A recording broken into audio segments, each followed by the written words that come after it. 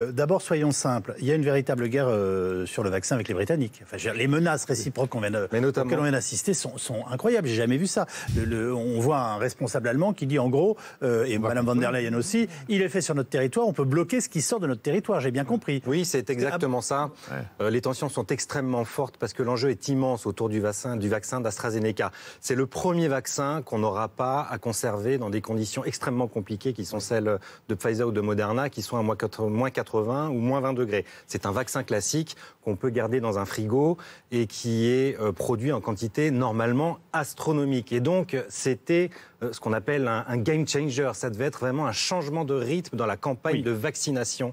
C'est arrivé à partir de la mi-février. Voilà. Même s'il arrivait un petit peu plus tard. On pensait que la masse et l'efficacité permettaient. La stratégie de vaccination française faisait qu'on pouvait tenir avec les deux premiers labos la vaccination des 75 ans et plus et du personnel soignant. Mais l'arrivée d'AstraZeneca devait lancer la vaccination en masse. C'est-à-dire qu'aujourd'hui, on vaccine, on pourrait normalement vacciner 500 000 par personne, par semaine, on n'y est pas du tout. La logistique qui a été quand même organisée depuis la fin décembre fait que potentiellement on pourrait vacciner aujourd'hui 1 à 2 millions de personnes. Avec AstraZeneca, c'est 4 à 5 millions de personnes par semaine qui pouvaient être vaccinées. Donc c'est un vaccin qui devait changer la donne. C'est vraiment un vaccin qui devait changer la donne, qui ne coûte pas cher, qui est facile à transporter et à stocker. Et c'est donc pour ça que cette douche froide, après l'annonce d'AstraZeneca il y a quelques jours, que 3/4 des vaccins ne seraient pas livrés, a créé des tensions absolument extraordinaires, d'autant plus qu'AstraZeneca n'a pas vraiment expliqué pourquoi. Il y avait cette chute dans la production. Alors qu'à côté, les Britanniques, effectivement, eux, se font livrer 2 millions de doses par semaine. Bon, est-ce qu'on a une explication? Oui, alors il y a deux choses différentes. D'abord, il faut savoir que les vaccins Moderna et Pfizer sont efficaces à 95%.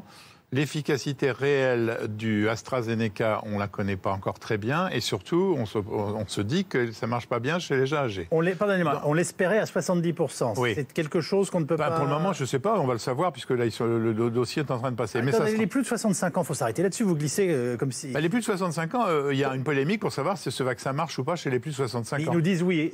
Ils disent oui, mais... Ils peuvent se permettre, pardonnez-moi, d'engager leurs paroles comme ça devant la planète entière au moment où tout le monde découvre le nom d'AstraZeneca et ne pas dire la vérité. Souvenez-vous, au début de l'efficacité, la demi-dose marchait mieux que la dose entière. Il y a eu plein de problèmes sur l'efficacité de ce vaccin-là. Et surtout, les Anglais, ils n'ont pas envie de se priver, parce que la menace qui consiste à dire ce qui va partir de chez nous, on va contrôler. C'est-à-dire que nous, on leur empêcherait de livrer des Pfizer, ce qui est le bon vaccin, entre guillemets.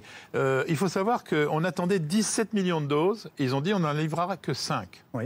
Ça fait quand même un gros... Là, vous parlez de la France. Oui, là, pour la France. 17 millions et que 5. Parce que j'ai repris les déclarations de notre ministre de la Santé. C'était assez clair. On avait 5 000 doses de Pfizer par semaine et 250 000 doses de Moderna. Donc ça faisait 750 000 doses. On pouvait vacciner pas mal de monde. Or, on n'en est pas... Le chiffre que vous venez de donner, 50 plus 250, ça fait 300. Non, 500 plus 250, excusez-moi. 500 plus 250 égale 750. Oui. Au départ, on est parti là-dessus, on s'est dit, bon, ça va vacciner partout. On n'en est pas là, regardez, il y a plein de centres qui n'ont pas de vaccin Pfizer, donc on ne sait pas non plus ce qui se passe au niveau des livraisons de chez Pfizer, il faut être clair. Je repars sur le AstraZeneca.